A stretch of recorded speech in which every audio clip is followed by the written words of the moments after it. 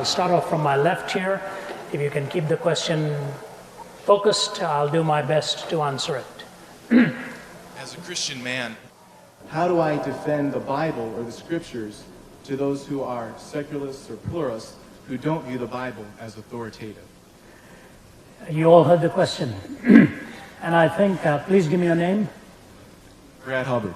Brad, I think the seriousness of that question for many, many years has been felt more in certain parts of the world, and now it is felt very seriously here too.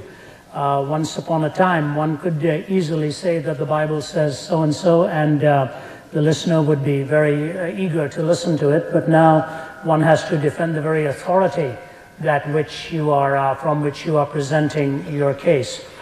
It is very important any time you are presenting the gospel message to an honest skeptic, and that's an important statement. Sometimes you will run across a dishonest skeptic, or one who's trying to really raise question after question after question, and is not really hoping you'll have an answer, but hoping you'll stumble so that everything can be set in reverse. But if you've got an honest skeptic, the way you start answering those questions is by asking questions of the questioner. And Jesus did this repeatedly. If you notice the number of people to whom he talked who came to him with a question, he questioned the questioner, because the questioner does two things. It helps the questioner to open up within his or her own assumptions. And number two, then it determines the entry point of the discussion. To start, for example, with a naturalist with the place of the miracles, it would be pointless, because the naturalist will just dismiss the possibility or the relevance of the miraculous. But on the other hand, if the naturalist does admit that there are moral struggles that we all live with, that we need to find an absolute in some way, then you move towards that argument that without the possibility of framing a transcendent objective basis for morality, you cannot really answer the questions of right or wrong, good and bad. Pragmatism is the only hope that we have. So what you're doing is building a worldview from the existential tug point of the questioner. And that's where you start.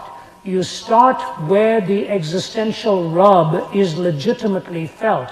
To cerebrally go with the documents of the Old and the New Testament, for example, as important as it might be for a theological student or a seminarian, to many a questioner, that is totally unimportant, or at least they've just dismissed it as not able to stand up to the scrutiny of study of document authenticity and so on. So you have to go from a worldview and the particulars of the worldview at which the points are broken. I'll tell you why I find this so important. If you go to parts of the Middle East today, for example, where you will find somebody from an Islamic background who's becoming a Christian, 99% of the times, you can check this out, you will find the person who says, I have now committed my life to Christ from that former belief system, will say to you it either happened because of a dream he or she had, or a vision he or she had, or the loving example of another Christian that won them over. After they come to know Christ is when the apologetic struggle begins, because the need has been met existentially, and now the questions are being phrased. They don't know how to deal with the questions that are being tossed. So if God himself comes to individuals on the basis of their deepest felt needs and struggles, I think that's where we need to begin too. The woman at the well had all kinds of questions about worship in this mountain or that mountain.